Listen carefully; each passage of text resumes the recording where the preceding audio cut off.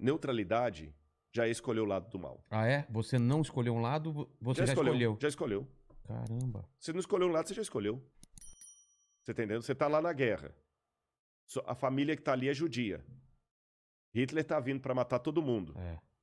Só de você falar, não tem nada a ver com isso, Eu não conheço ninguém aqui. você já assumiu a posição do algoz. A vizinha tá lá apanhando do marido. Entendi. Lei Maria da Penha. Você não denuncia, você já assumiu o papel do lado do cara agressor. Você é tão agressor quanto ele, porque você é omisso. E na guerra do grande conflito é esse. Está tendo um grande conflito do bem contra o mal. As pessoas ignoram, fingem que não está acontecendo, mas está. Nesse exato momento, há uma guerra do bem contra o mal. Uma batalha. Agora, quer ver que bonitinho? Mas aí você estava falando da possessão que você... Das possessões que você... isso é só a ponta do iceberg, é o que aparece. É o que aparece, porque como eu falei, o diabo não é monótono. Esquece aquele negócio de O Exorcista do filme lá, que vira o... Ah, não é? Nem sempre. Às vezes aquilo ali ele faz até de brincadeira. Vamos colocar aqui. Como o diabo ele trabalha em várias frentes, ele não dá tiro de revólver, ele dá tiro de metralhadora. Alguns pegam. Então, por exemplo, quer ver uma forma do diabo enganar as pessoas? Um falso exorcismo. Por exemplo, se eu sou um camarada que aprendo, eu sei que há ilusionistas sérios. E há hipnólogos sérios que aprendem a arte da hipnose. Eu nunca aceitaria me submeter à hipnose. Eu não concordo com essa linha de tratamento. Mas em que pese a minha discordância da terapêutica hipnótica, eu admito que há os hipnólogos sérios. Que têm diploma de hipnologia.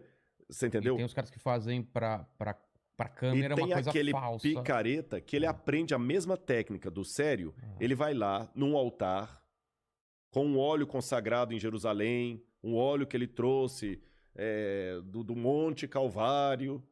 Aí põe na testa da pessoa, joga alguns efeitos de hipnose. Sugestão. De autossugestão, a pessoa cai ali, fica dura. Sai demônio, faz aquele teatro todo. Aquele ali foi um falso exorcismo. Mas foi satânico. Sabe por quê?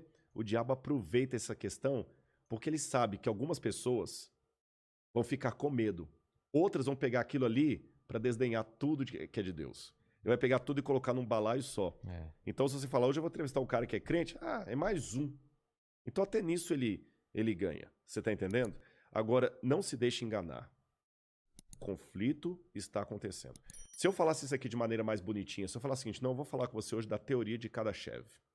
Kardashev foi um russo físico que ele teorizou que existem vários universos e que o grau de elevação desses universos é baseado nos mundos, é baseado na quantidade de energia que ele gastou do seu planeta e como ele usa.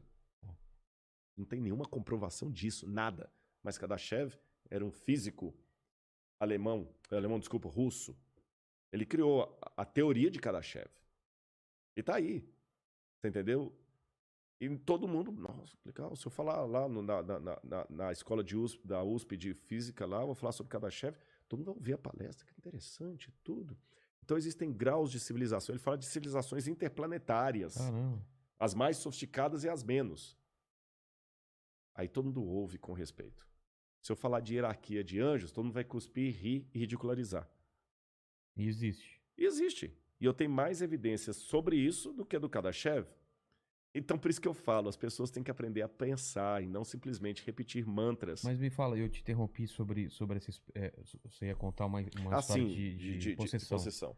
Eu me lembro uma vez, eu tive poucas experiências nesse sentido. Eu já vi umas coisas estranhas também na igreja que me assustaram. Assim. Eu tive poucas experiências dessas, mas o suficiente para eu ver que realmente poderia ter atos demoníacos. Eu lembro de um rapaz, não vou revelar o nome dele, é claro, em Belo Horizonte, que estudava comigo. Eu estava ainda no ensino médio.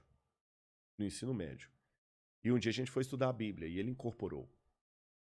E a voz dele ficou muito modificada.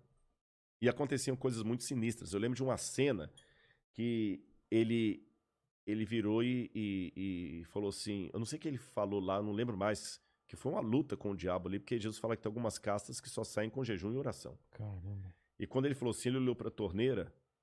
E a torneira, pá, disparou na mesma hora. Porque saindo água? Saiu água. Ele só olhou. Vamos pegar a matemática e a estatística. Qual a chance matemática do cara olhar para você, olhar para a torneira e pá, dispara? Do nada. Nessa hora... E ela não quebrou a torneira, não nessa hora. Ela só abriu. Ô, Rodrigo, se eu tivesse lá, nessa hora, mas eu só pegava o celular e corria e nunca mais voltava naquela casa ou olhava para aquela pessoa. Só isso. Claro. De medo. Eu sei, mas dá realmente um certo medo. Mas sabe... Mas o demônio tem esse poder? Tem. Tem e não tem. De alterar uma coisa física? Claro. É? Claro, por que não? Mas... Se o ser humano tem... Mas a gente não consegue fazer uma torneira espirrar água. Sim, mas na Idade Média também a gente não conseguiria fazer uma imagem sair de um aparelho para o outro sem nada. Ah, sim. Ele tem um conhecimento muito maior que... Exatamente. Ah. Você está entendendo? Porque, na verdade, o que é um milagre? Uma das objeções que o pessoal apresenta ao milagre é justamente o fato do milagre aparentemente desafiar as leis da física. Mas, na verdade, a lei da física está constantemente sendo desafiada lei contra lei. Eu dei o exemplo da física quântica. Sim. Se eu pegar um objeto aqui e jogar para cima... Ele cai. Ele cai. Só que numa fração de segundo, enquanto ele está subindo, a lei da propulsão... Está agindo. Está agindo. Ela não quebrou a lei da gravidade, mas colocou em suspensão temporária. São duas leis antagônicas. Uma que está atraindo o objeto para o centro da Terra, outra que está mandando o objeto subir.